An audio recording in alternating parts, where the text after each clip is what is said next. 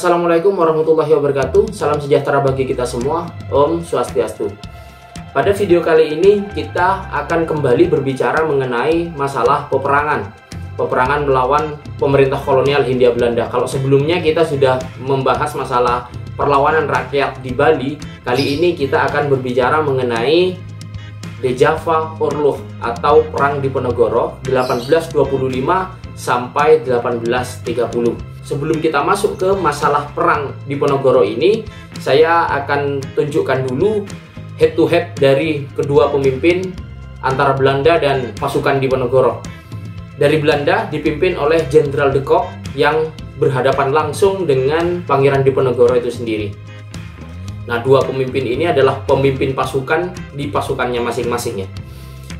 Yang selanjutnya, untuk masalah sebab-sebab atau latar belakang terjadinya Perang Diponegoro ini, di sini saya klasifikasikan menjadi dua, yaitu sebab-sebab umum dan sebab-sebab khusus. Nah, untuk masalah sebab umum, yang pertama adalah merosotnya kekuasaan Mataram. Karena mulanya Mataram yang merupakan satu kerajaan itu harus dibagi menjadi beberapa kekuasaan. Antara lain misalkan Yogyakarta, kemudian Pakualaman, Mangkunegaran, dan Kasunanan. Oleh karena terbagi menjadi 4 itu, maka kekuatannya semakin merosot. Kemudian makin besarnya juga pengaruh budaya Belanda di masyarakat. Bahkan ke dalam Keraton Jogja pun waktu itu pengaruh Belanda juga dirasakan sangat besar sekali.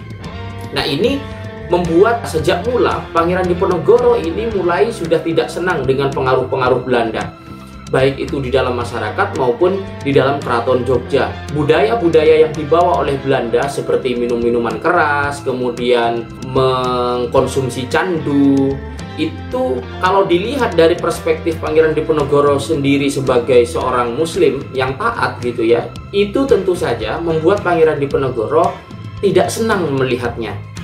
Maka dari itu, sudah lama Pangeran Diponegoro itu menyimpan ketidaksenangan kepada pengaruh Belanda ini. Nah, kemudian banyaknya tanah yang dikuasai oleh Belanda. Para bangsawan yang waktu itu diserahi tanah juga oleh kerajaan untuk disewakan atau digarap, itu banyak yang dikuasai oleh Belanda. Sehingga pendapatan para kaum bangsawan pemilik tanah waktu itu menjadi berkurang dan merosot. Itu juga membuat bangsawan-bangsawan waktu itu banyak juga yang tidak suka kepada Belanda. Walaupun di pihak lain banyak juga bangsawan yang menyokong Belanda. Selanjutnya, banyak pula rakyat yang menderita karena banyak sekali beban yang ditanggungkan Belanda kepada rakyat pribumi waktu itu. Pajak, kerja rodi, kemudian berbagai pungutan-pungutan lainnya. Itu membuat rakyat juga semakin menderita. Sehingga untuk masalah pemberontakan itu hanya tinggal menunggu waktu saja. Karena di mana ada penindasan, di situ pasti akan ada perlawanan. Selanjutnya kita ke masalah sebab-sebab khusus. Yang pertama adalah tersisihnya Pangeran Diponegoro dari elit kekuasaan Keraton Jogja karena tidak suka kepada pengaruh Belanda tadi. Kita tahu juga bahwa posisi Pangeran Diponegoro, dia posisinya sebagai wali dari Sri Sultan Hamengkubuwono V yang masih berusia 2 atau 3 tahun. Nah, karena Sri Sultan ini masih bayi sehingga dia membutuhkan wali. Tetapi lama-kelamaan Pangeran Diponegoro ini tidak terlalu dianggap oleh Keraton Yogyakarta kewaliannya. Posisinya sebagai wali di Keraton Yogyakarta itu tidak terlalu dianggap. Sehingga karena Pangeran Diponegoro sudah tidak terlalu dianggap dan pengaruh Belanda juga terlalu besar di Keraton Jogja itu, salah satunya adalah orang ini, yaitu Hendrik Smisset. Dia ini yang banyak sekali ikut campur tangan ke Keraton Jogja waktu itu. Nah, kalau di dalam buku Takdir karangannya Peter Carey, Smisset ini digambarkan sebagai orang yang dungu, bodoh gitu ya, kemudian tidak tahu sopan santun. Karena apa? Pernah suatu ketika Smisset ini menduduki tahta yang masih kosong. Smisset itu duduki dan dia mendapat sembah dari bupati-bupati. Wah, itu jelas penghinaan kepada masyarakat Jawa. terutama Pangeran Diponegoro yang mengetahui itu sangat tidak senang sekali ya. Pada gilirannya Smisat ini dibantu juga oleh Patih Danurejo keempat. Nah itu Patih Jogja yang kemudian menjadi musuh dari Pangeran Diponegoro. Dia yang bersekongkol juga dengan orang-orang Belanda untuk memburu Pangeran Diponegoro. Selanjutnya adalah insiden Anjir atau Patok pada bulan Mei 1825. Insiden Patok ini seruan langsung dari Hendrik Smisat ini, residen Jogja. Nah dia ini memang sengaja mencari gara-gara karena waktu itu ketika Belanda ingin membangun sebuah jalan yang semulanya tidak mau lewat di dalam pekarangan kuburan dari leluhurnya Pangeran Diponegoro, ternyata oleh Smisat itu dibelokkan sampai akhirnya melewati makam leluhur Pangeran Diponegoro. Wah itu jelas kan membuat Pangeran Diponegoro marah besar. Sehingga para pengikut Pangeran Diponegoro waktu itu diperintah oleh Pangeran Diponegoro untuk mencabuti patok-patok batas, tanda-tanda itu yang akan dibangun jalan yang sudah dipasang oleh Belanda. Nah patok-patok batas itu diganti kemudian oleh para pengikut Pangeran Diponegoro itu dengan tombak-tombak. Nah itu jelas pernyataan perang.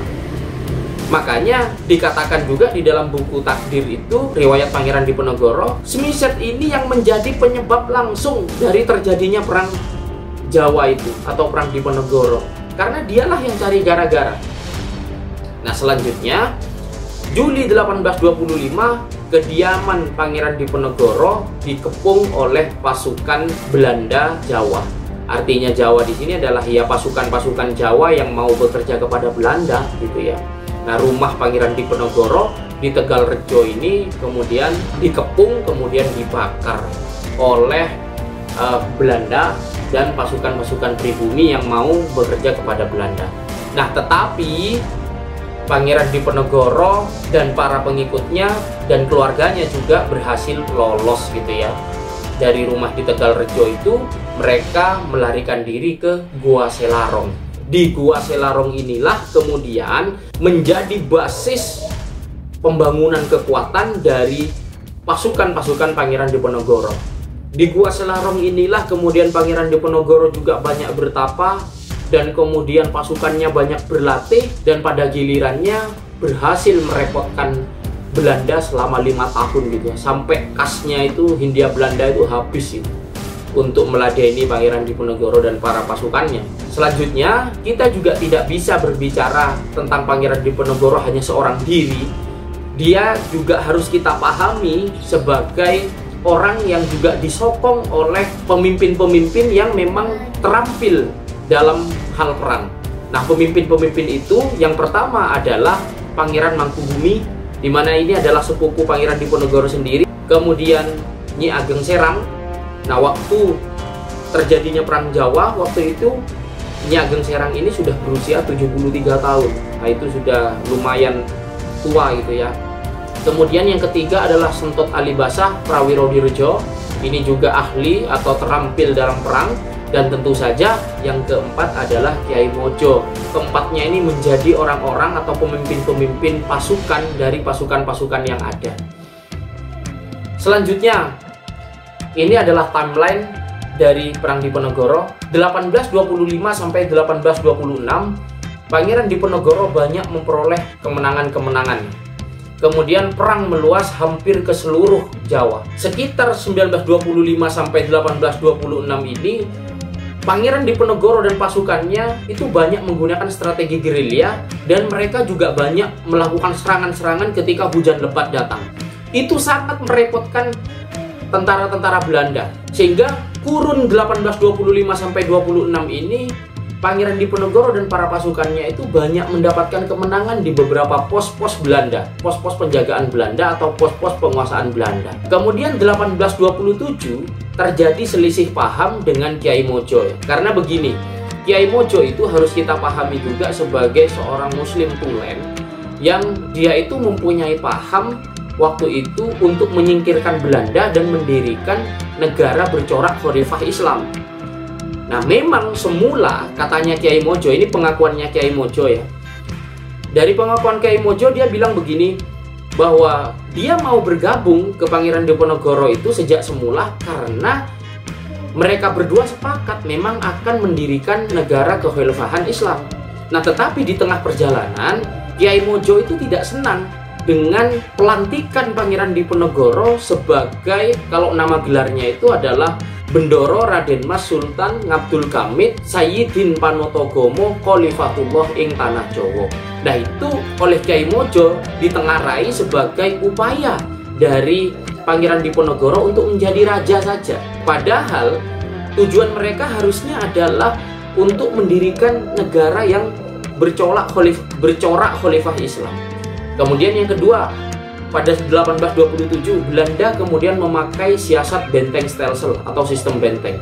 Nah, sistem benteng ini menjadi pertahanan yang efektif dari Belanda karena sejak dibuatnya benteng stelsel ini, dipakainya sistem benteng stelsel ini, Belanda kemudian dapat memenangi perang di beberapa titik. Nah, ini kita bisa lihat pada 1928 sampai 1929 akhirnya Belanda mulai berada di atas angin.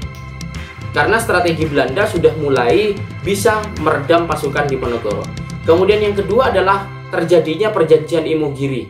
Perjanjian Imogiri ini terjadi antara Belanda dengan Sentot Alibasah Prawirodirjo itu. Karena waktu itu memang keadaan Pangeran Diponegoro dan para pasukannya itu sudah semakin lemah. Kemudian Belanda membujuk Sentot Alibasah untuk mau berunding dengan mereka. Dan akhirnya Sentot Alibasah itu mau berunding dengan Belanda. Yang ketiga adalah banyak sekali pasukan dan keluarga-keluarga Pangeran Diponegoro itu yang ditangkap dan dibunuh ya. Itu menjadi pukulan telak bagi Pangeran Diponegoro.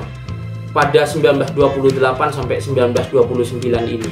Pada 28 Maret 1830 akhirnya terjadilah penangkapan Pangeran Diponegoro. Kemudian kalau Anda lihat di beberapa sumber di internet, itu banyak sekali yang mengatakan bahwa Pangeran Diponegoro itu menyerahkan diri. Nah, Pangeran Diponegoro sendiri itu sebetulnya tidak pernah menyerahkan diri karena posisi Pangeran Diponegoro sendiri itu sebagai tamu waktu itu di kediaman Jenderal de Kock. Artinya Jenderal de Kock waktu itu mengundang Pangeran Diponegoro untuk ramah tamah di kediamannya. Tentu saja karena diundang untuk beramah tamah, ya Pangeran Diponegoro mau saja karena waktu itu memang kondisi Pangeran Diponegoro dan para pasukannya itu memang sedang berada di bawah angin.